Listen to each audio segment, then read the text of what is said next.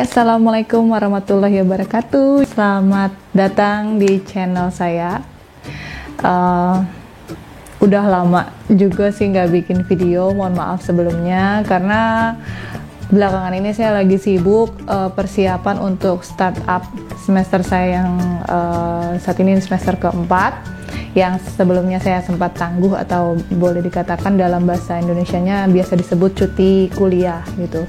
Saya tangguh kuliah atau cuti kuliah itu disebabkan karena condition saya belum boleh kembali ke Malaysia karena COVID ya.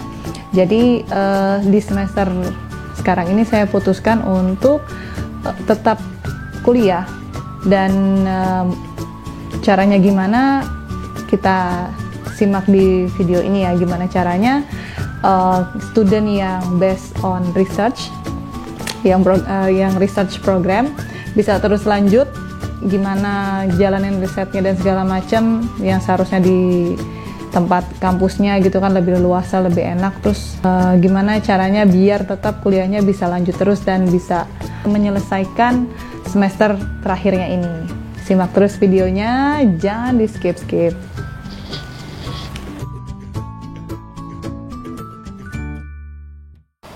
Oke, sebelumnya saya mau ngucapin banyak terima kasih bagi kawan-kawan ya atau teman-teman bahasa Indonesianya. Mungkin yang dari Malaysia, kalau mendengar saya sebut teman-teman agak aneh ya kedengarannya, jadi saya sebut kawan-kawan. Jadi terima kasih bagi yang udah subscribe.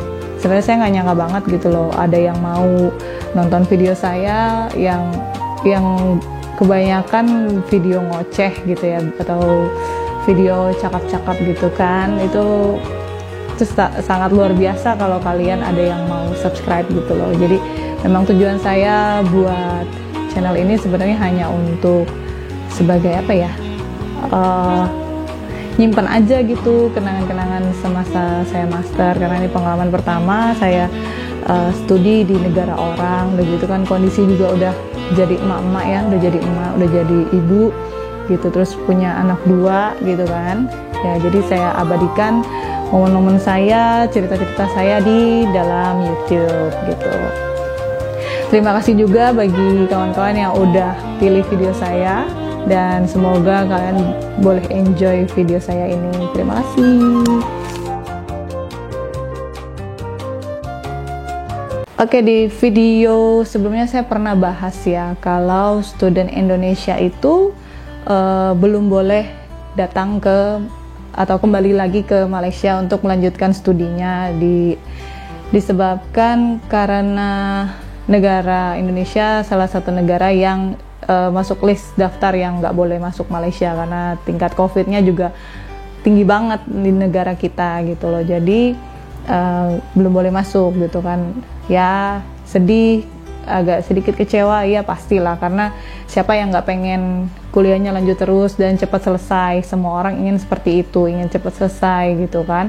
Ditambah pula saya ini kan disponsori oleh satu pihak gitu loh untuk jadi saya ini kuliah dibiayai oleh satu yayasan kayak gitu. Jadi ya harus selesai secepat-cepatnya kayak gitu. Terus saya juga udah share di situ kan bahwa saya gagal sebelum mengurus travel authorization. Jadi for your information, kalau kita mau kembali ke Malaysia itu kita wajib yang namanya membuat permohonan otorisasi perjalanan kita ke Malaysia gitu. Jadi minta bikin kayak macam surat izin dulu ya gitu. Beda dengan visa, walaupun udah punya visa, sekarang Malaysia mengeluarkan peraturan tertentu yaitu harus membuat travel authorization. Jadi meminta otorisasi untuk melakukan perjalanan ke negara mereka, ke Malaysia.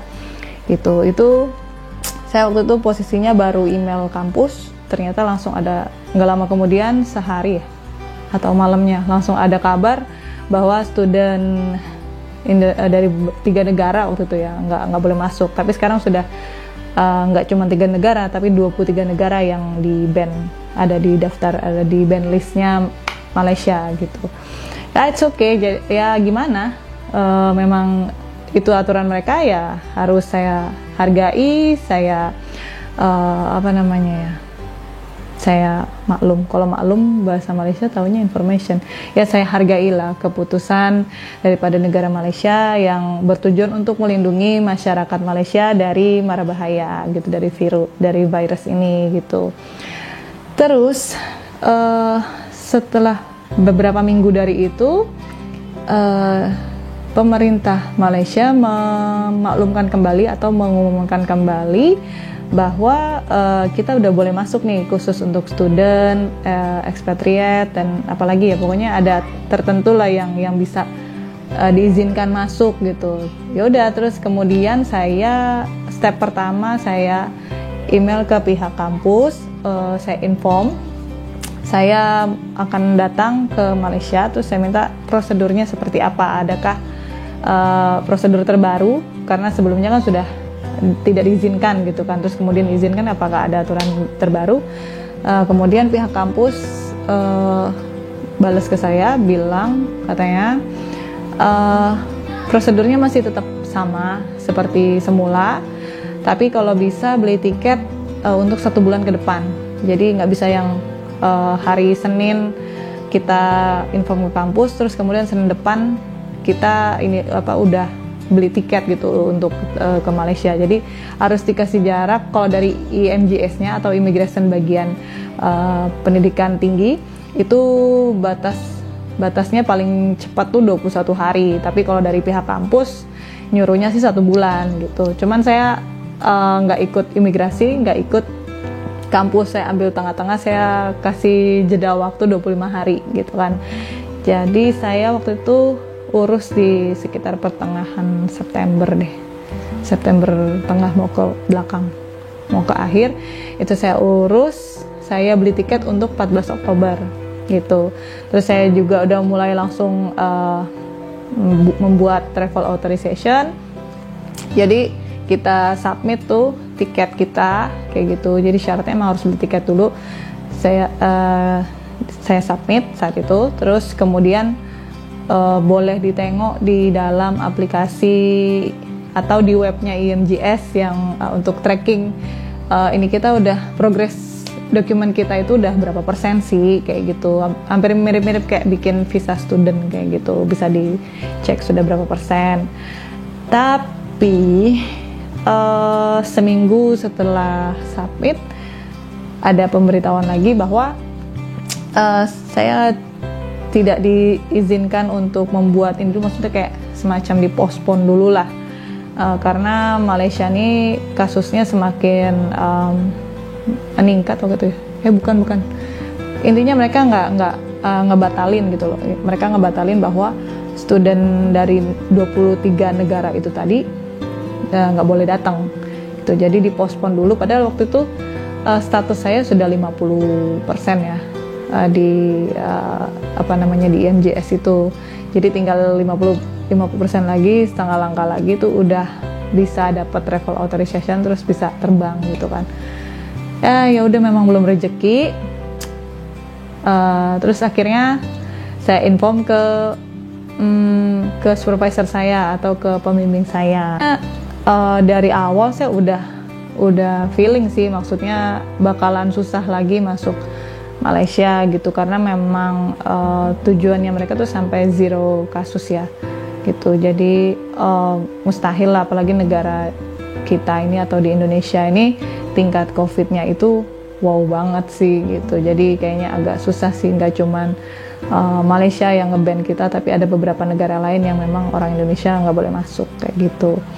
Nah terus jadi sebelum itu saya juga udah bilang sama supervisor saya, gimana kalau labnya dipindah ke Indonesia, maksudnya penelitian saya lakukan di Indonesia, karena saya juga udah dapet tempat gitu ya, kayak ya punya ada kenal gitu, salah satu orang yang kerja atau sebagai researcher di LIPI gitu kan, namanya Bapak Bip gitu ya. Saya punya kenal di situ. Kebetulan beliau juga megang riset fuel cell di LIPI, di lab fisikanya. Terus ya udah, saya ngobrol gimana kalau saya uh, pindah lab ke LIPI itu bagaimana, apakah bisa. Terus beliau bilang oh boleh aja gitu kan, karena memang semua alat lengkap, apa yang kamu perlukan sebutin aja.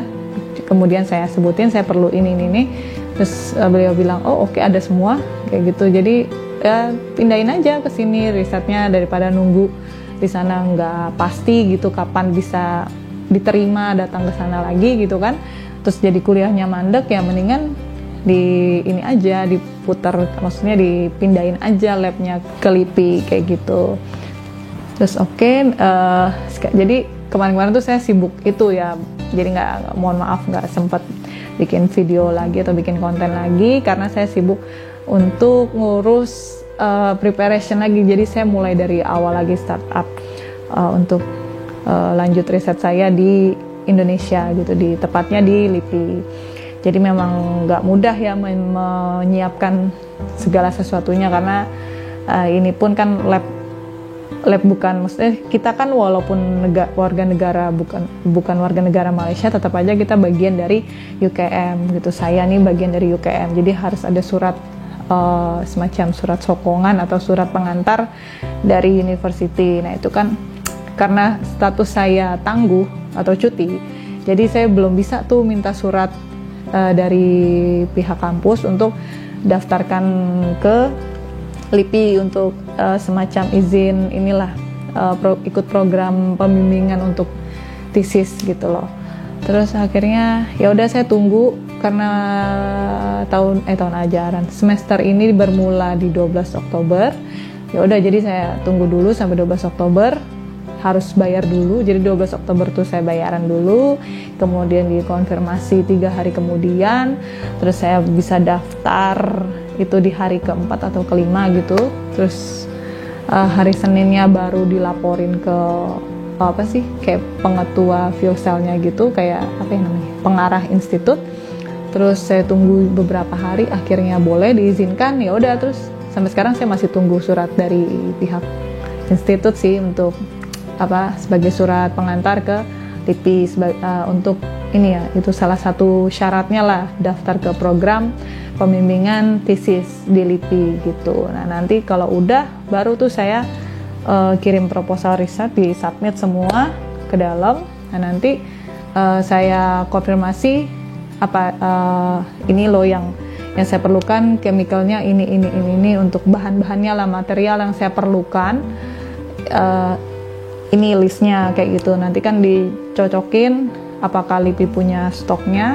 Kalau ada stoknya semua ya alhamdulillah, kantong saya aman gitu kan. Jadi nggak usah keluar duit gitu kan. Cuman saya memang kemarin izin juga sama supervisor saya untuk dibawakan atau dikirimkan beberapa material dari sana gitu ya. Karena sebelum COVID nih atau sebelum lockdown di Malaysia nih, saya barang saya datang gitu, material-material yang mau saya pakai itu yang baru, karena yang sebelumnya udah habis itu baru datang. Dan jadi saya mikir sayang banget gitu nggak dipakai.